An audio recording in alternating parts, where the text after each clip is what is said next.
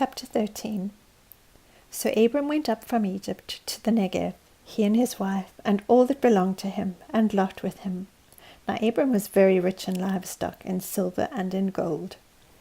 He went on his journeys from the Negev as far as Bethel, to the place where his tent had been at the beginning, between Bethel and Ai, to the place of the altar which he had made there formerly.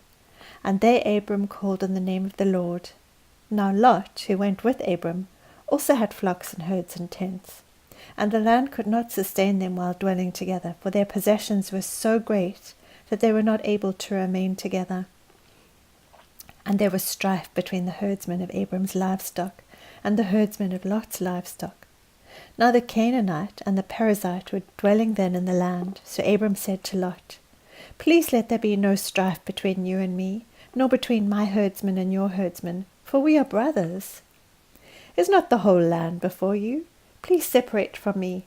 If to the left, then I will go to the right, or if to the right, then I will go to the left.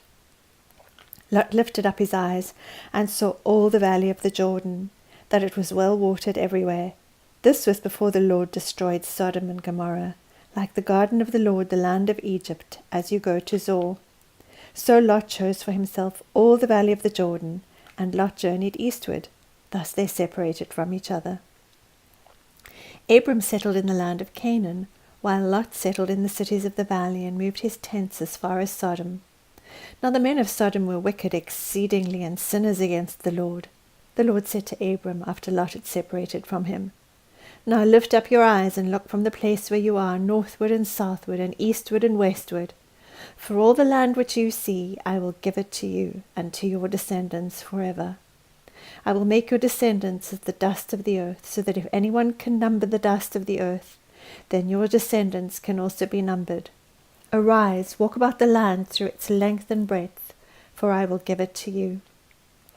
Then Abram moved his tent, and came and dwelt by the oaks of Mamre, which are in Hebron, and there he built an altar to the Lord. Chapter 14. War of the Kings. And it came about in the days of Eleazar, Ch13-Abram king of Elam, and Tidal king of Goim, that they made war with Bera king of Sodom, and with Bersha king of Gomorrah, Shinab king of Admah, and Shemabah king of Zeboim, and the king of Bela, that is Zoar. All these came as allies to the valley of Siddim, that is the Salt Sea. 12 years they had served Ch13-Abram, but the 13th year they rebelled. In the 14th year Ch13-Abram and the kings that were with him came and defeated the Rephaim in Ashtaroth-Karnaim, and the Zuzim in Ham, and the Emim in Shaveh-Kerithaim, and the Horites in their Mount Seir, as far as Elparan, which is by the wilderness. Then they turned back, and came to En-Mishat, that is Kadesh, and conquered all the country of the Amalekites, and also the Amorites, who lived in Hazazon Tamar. And the king of Sodom, and the king of Gomorrah, and the king of Admah, and the king of Zeboim, and the king of Bela, that is Zoar, came out.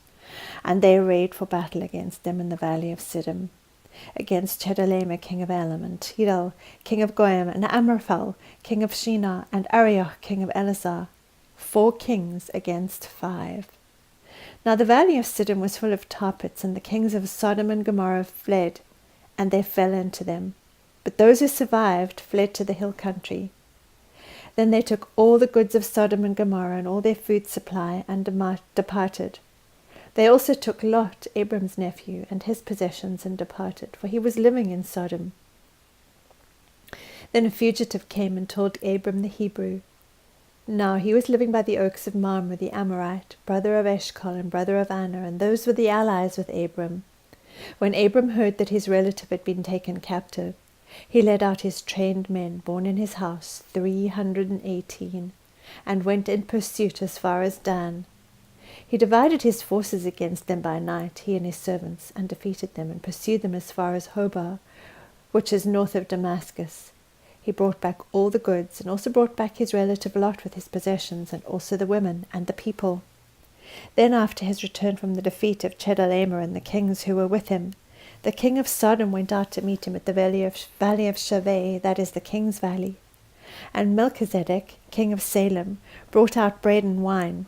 Now he was a priest of God Most High. He blessed him and said, Blessed be Abram of God Most High, possessor of heaven and earth, and blessed be God Most High, who has delivered your enemies into your hand." He gave him 1/10 of all.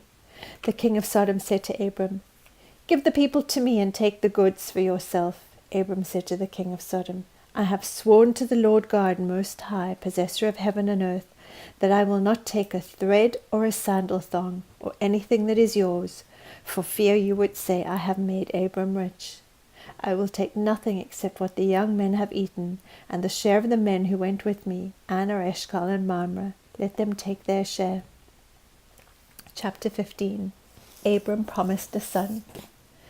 After these things the word of the Lord came to Abram in a vision, saying, "Do not fear, Abram. I am a shield to you. Your reward shall be very great."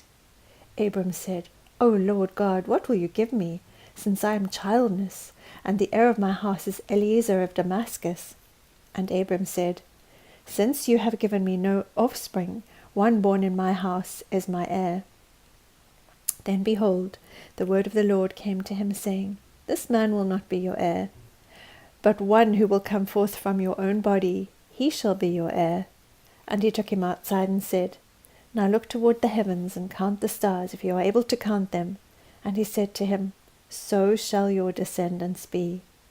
Then he believed in the Lord, and he reckoned it to him as righteousness. And he said to him, "I am the Lord who brought you out of Ur of the Chaldeans to give you this land to possess it."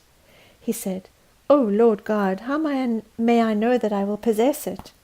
So he said to him, "Bring me a 3-year-old heifer and a 3-year-old female goat, and a 3-year-old ram, and a turtle dove, and a young pigeon." Then he brought all these to him, and cut them in two, and laid each half opposite the other. But he did not cut the birds. The birds of prey came down upon the carcasses, and Abram drove them away. Now when the sun was going down, a deep sleep fell upon Abram, and behold, terror and great darkness fell upon him. God said to Abram, "Know for certain that your descendants will be strangers in a land that is not theirs, where they will be enslaved and oppressed 400 years. But I will also judge the nation whom they will serve, and afterward they will come out with many possessions. As for you, you shall go to your fathers in peace.